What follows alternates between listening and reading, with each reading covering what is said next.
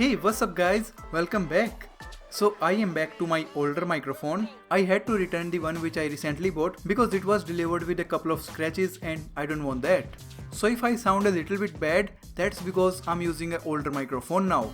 And in the comments you can tell me how bad is my voice as compared to my previous videos.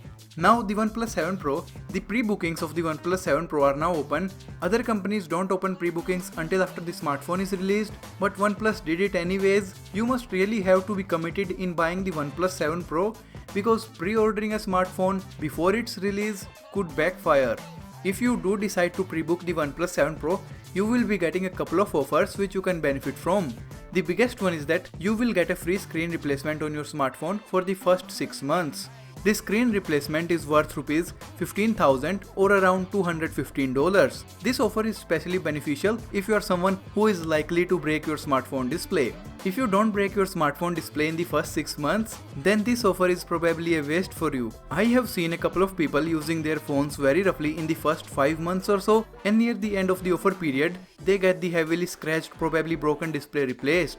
I'm not giving you any ideas, I'm just saying that people do it sometimes.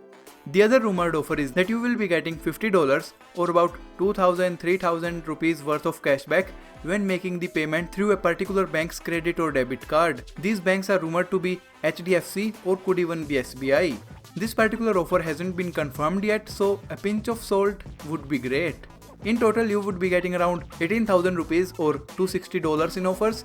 The screen replacement offer is probably a waste if you use your phone carefully, which I suggest you should do, but there are a lot of others who break their phones very often and could benefit from this offer. Let me know what do you think about pre-ordering the smartphone before release. Is it a good idea or a bad idea?